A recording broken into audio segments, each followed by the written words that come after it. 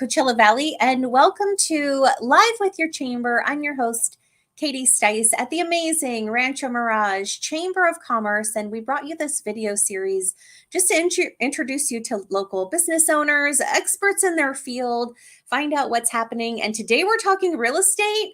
So if you are watching, put down in the comments where you're watching from. I think most of you are already going to know the guests that we have on. So be sure to stick around, say hello, and let's bring in our guests now. Joining us today is JEFF.FISHBEIN. He is a realtor with Coldwell Banker. And then, of course, we have Annie Blaylock, our Director of Business Development here at the Chamber. Welcome, guys. How are you today? Excellent. How are you guys doing? Very good. And so, Jeff, you're kind of our featured speaker of the day. And we're excited about that because you've been in the real estate industry for a really long time. Yes, I have.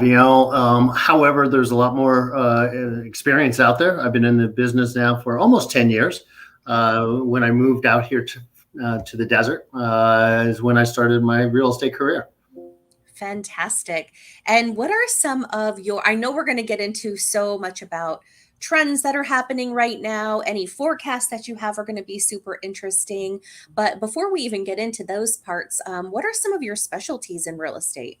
Absolutely. I do residential real estate for just about everybody, from first-time home buyers to secondary homeowners, from snowbirds and retirees to folks that are just getting started in life, if you want to say. I'm not a country club type of guy. I don't live behind the gates, per se. I play a little bit of golf, rarely, mostly in charity golf tournaments, best ball. I can participate there. But my specialty is really just full-time residents a lot in communities and neighborhoods that you and I live in. Yeah, absolutely. And I know, Annie, you were going to ask a little bit about Jeff building his business. Now's a perfect time. So I've known Jeff for a very, very long time. And I feel like he just started his journey in this community 10 years ago. And I remember you joined the La Quinta Chamber. And how did you use that chamber to build your network? Yeah, great question, Annie. Thank you for asking that. I came out here to the desert knowing one person. And I got into a business where you got to know people, you got to network, you got to build your brand, so to speak. And so from a previous career, the only one I ever had, I learned how to build a business by getting out into the community, getting out and getting to know people throughout. So I quickly joined, as Annie just mentioned, the La Quinta Chamber of Commerce. And I'm not the type of guy just to kind of sit back and watch things happen. I got involved. I quickly got onto the executive board of the La Quinta Chamber for several years, and that chamber kind of molded into what is now the Greater Coachella Valley Chamber of Commerce. And from there, I've just expanded my horizons, getting to know not just civic leaders and decision makers here in the Coachella Valley, but really just a whole host of people in various different types of walks of lives, helping me grow my business through the art of networking, if you want to say. Wow, great question. And it's worked really well for you because we see you, I know Annie and we see you really literally everywhere in the Valley. Anytime there are, events or the places to be, and we know, all the right people are going to be in the room, you're always there. So just on behalf of the community, thank you. Thanks for helping to be a leader and a visionary and help folks out with really what is their biggest purchase in their entire life. It's a big deal. And let's jump into a little bit of what is happening in the housing market today. What can you share? Boy, if I had a crystal ball to predict what's going to happen in the near future, I'd love to share that with everybody. It is interesting times, obviously, in the real estate market right now. We are expecting another rate hike later today. The Fed is meeting to go up another 0.75 of a point, which will affect mortgage rates as well. However, more on that in just a moment or two. Regarding the market specifically, back, most of us remember 2007, 2009, kind of the bubble, if you want to say, in the real estate market. That was an extreme buyer's market. It pitted seller versus seller because the market was flooded with homes. A lot of foreclosures, a lot of people lost their homes during that period of time. But the buyers really won at that point, because they can negotiate lower prices and really historically low prices, as we saw. And that was, again, 10 years ago, 15, 20 years ago, excuse me, almost 2007, 2009. Over the last couple of years, it's been just the opposite. It's been an extreme seller's market where we've, in a sense, pitted buyer versus buyer. We've all heard about the multiple offers, the counter offers, driving prices well above the list price of homes. And so buyers, were literally pitted against each other. Who wins at that point? The seller wins. Many people cashed out on their homes, to prices they never thought they'd be able to get for their homes. Many of them doubling their value in those homes in less than 5, sometimes 10 years or so. Sure. No, and good for those folks. But right now, in today's environment, it's really kind of a balanced market. And it started, obviously, several months ago, probably 4 or 5 months ago, where everyone wins, both the buyer and the seller, because it's back to what we call a normal market. Back, if you look back in 2019, before the pandemic, before things went crazy in the market, really it was a negotiation process. So here's the list price. The buyer would offer something slightly below that, and they meet someplace in the middle with concessions on both sides, and everybody's happy, in that situation. And so that's kind of where we're at right now in the market. It's a balanced market, kind of back to what was normal, and we'll see how far and how long that goes for. And what is inventory like right now? We went to, Annie and I, and Dawn as well, we attended an economic summit recently, and we watched the inventory numbers just plummet. And now maybe it looks like they're coming back up. Is that what you're seeing? Slightly, it's bounced around a little bit over the last couple of months, but just for instance, homes for sale in September of 2022, just this last month, was 1,081 units. That was up compared to last month, the previous month in August, and it was up 84% over last year. So inventory has jumped that much, it's mind blowing. Absolutely. Yeah. We hit a low, I think, for sale, roughly in the 400s. I think, 409 was about the lowest we saw here in the Coachella Valley overall. Typically, back in 2019, 18, 19, we would see 2,500 to 27 to 3,000 homes for sale on any given month. So when we've got 409 homes for sale, that's just ridiculous. So up 84% on that. Closings in September, there was 300 closings. So there's still sales, but we're down considerably. So we're down 42% over last year in overall closings and such like that. Unbelievable. So these folks that have sold their home for, sometimes double, where do you think they moved to? Because they had to buy another home, right? You bet. Are they buying another home, locally, and also spending double the amount? I mean, how did that look? Yeah. So a lot of people, chose to cash out.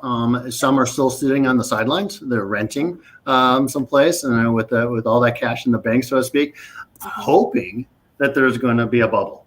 And what I can tell you right now, nobody's predicting a housing bubble. Will we have price adjustments? Yeah, we're starting to see a little bit of that right now. But here in the Coachella Valley, we're not expecting a huge downturn in pricing. We've got a lot of large projects going on, bringing a lot of people into the valley. And the growth and steady growth, I think, and many of the experts think, for full-time residents is going to continue to grow. So we'll see maybe at the most a 3 to 5% drop in pricing, but not a significant one. Other people are downsizing. They take that cash and they go, gosh, the kids are gone. We don't need 3,500 square feet anymore and 4 bedrooms in this big 10,000 square foot lot with a pool and everything. It's just myself, my wife, and the dog or the cat, and they can downsize to a 2,500 square foot home with a pool, and bank the rest, or maybe buy a second home on the coast or someplace else. Yeah. And are you noticing that folks are still purchasing with cash, or has that kind of also subsided a little bit as well? Yeah, so the hot markets right now are kind of the bookends, if you want to say, where cash is still king. The lower end of the market, you're still seeing some investors pour some money into investment properties with cash and such like that. In the higher end markets, also where people do have cash, still are buying. What's kind of really slowed down is that middle market where people are getting loans. And obviously there's a lot of uncertainty in the world, in the market, and certainly with interest rates as well. Yeah. Annie, do you have any questions? Man, it's just, it's a lot of information. No, I don't have any questions. Because I still do. I didn't know. So my other question for you is, and this is something actually Annie and I have been trying to kind of keep our pulse on from city to city within our valley. What have you heard about affordable housing projects? Are you noticing that maybe there's more talk or movement for the future, or do you have any insight there? Yeah, a little bit. I do sit on the Government Affairs Committee for our real estate, California Desert Association of Realtors. And so we do talk about affordable housing, and as realtors, how can we help, guide some of the cities and the city officials to doing that. It's a challenging question, obviously, as costs continue to go up on building costs and such. But I know each city is truly trying to tackle that individually in some capacity. It is on the forefront of most of the city officials. So I think that's going to continue to grow with the affordable housing that's necessary. And hopefully we get some federal assistance when it comes to some of those things as well. Fantastic. And, just looking ahead to the future, do you have, if there are folks out there who are maybe interested in purchasing a home someday, like this is a goal that they'd like to set in the next couple of years, how can someone best prepare to purchase a home? Yeah, great question, and one that I've got 2 young adult children, both in their 30s, and and a grandson too nowadays. Oh, congratulations, by the way! Thank you very much. Yes, you can get pictures on Facebook. Yeah, absolutely. Follow me if you want to see the cutest kid in the world. Absolutely. So, but I'm advising them. It's one of the first things that they should do is talk to a lender. And really just see, hey, where do I sit today? What are my current expenses? What are my current debts? What's my current income? And how does that look if I wanted to sit down today and buy a $400,000 house, $500,000 house? What would my affordability be today in today's rates? And that'll guide you and kind of give you a quick snapshot of where to start. And set that as a goal. Maybe your debt's a little higher than it should be. Maybe you can help buy that down, and over the coming 6 months, a year, or something along those lines. That'll help a lot in the buying power. Maybe you want to save a little bit extra money, so you can stop some of those Starbucks coffees and lunches or glasses of wine that we all spend too much on, and throw those into the piggy bank instead for a new house. And so those are really places to go. I work with some phenomenal lenders. And there's a lot of them here in the Valley. We can certainly sit down and talk about those things together so we can set some goals and set yourself up for the future. And that's something that we just love about you. And for everybody who's watching, Jeff's cell number, office number right there on the screen, feel free to reach out. That's one of the things I think that Annie and I have noticed that really does set you apart. You are so available, accessible, and personable. You really help people kind of find those steps to making their dreams come true. So For anyone who's watching, I would just encourage you, reach out to Jeff and he'll help you. It's not an easy process unless you're Jeff, who knows the process inside and out. For the majority of us, it feels overwhelming. So I love the fact that you make yourself available in the community to have real conversations and help someone kind of realize that dream. We appreciate that.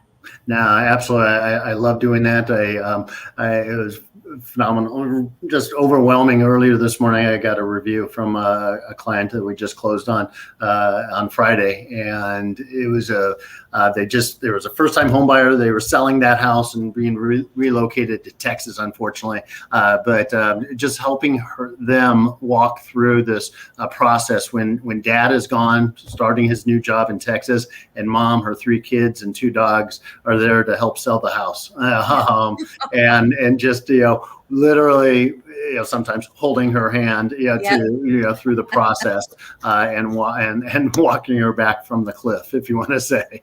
So I love doing that kind of stuff. I love working with people. I've done that my entire adult life, and just truly enjoy that, as well as giving back to the community. It's real important to me.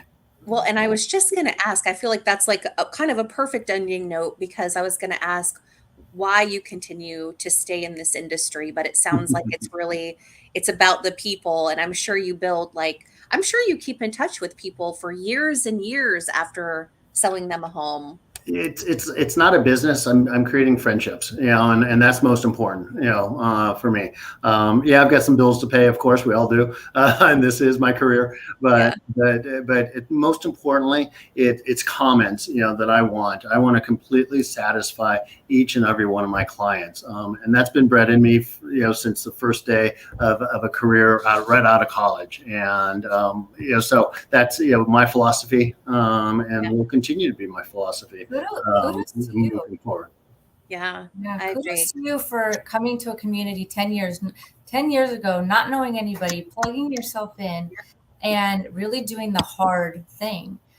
We have a lot of people coming to this valley that are new from outside of the area, and that's you're a perfect example of what can happen when you really put the effort into really diving deep into your community. So kudos, you've done an amazing job. And not only have you made friends, you have resources. You're a huge resource for your clients, for your friends, for community members. So it's been pretty cool to watch. And I found a wife out here too. Yeah. Yeah, exactly. Well, Jeff, thank you so much for joining us today. Promise to come back and give us maybe an update on the housing market as things start to change, if there are any great announcements for people to know. And again, on behalf of Annie and I, and just the community too, we just want to thank you for making our community a better place to be, by being a leader and being so accessible to folks and helping us all out. We appreciate you. No, thank you guys. You guys have been instrumental in my life and in my career, as well as members of the chamber. I really couldn't do it without you. It is a team effort in many, many ways. So thank you all. Thanks for this opportunity. And I look forward to coming back again real soon. Sounds good, my friend. Take care. We'll be in touch. All right. Thanks again. Thank you. All right. Bye-bye. Well, Annie, that does it for another episode of Live with Your Chamber. Yep. Another good one. It's so cool to watch community members just blossom the way they do. Well, and I know you and Jeff have known each other for a really long time, so it was really cool to kind of hear some of that history too. So thanks for hopping on with us today, Annie. Welcome. It's good to be here. All right. We'll see you soon, my friend. Bye. And thank you all for joining us. And thanks for supporting the Rancho Mirage Chamber, our local business community, nonprofits, experts like JEFF.FISHBEIN. It's such a great community to be in. I'm sure if you're here, you know it, you love it. Continue to participate in these shows thank you for all the comments and all the likes. We so appreciate it. Thank you for supporting your Chamber of Commerce. This should be a really great year for the local business community. Continue to shop local, continue to shop small. Every single chance you get, it really does make a difference. And if there's a way that I can help you professionally, or your business, your nonprofit, don't hesitate to reach out. That's what your chamber is here for. We'll see y'all soon. Take care.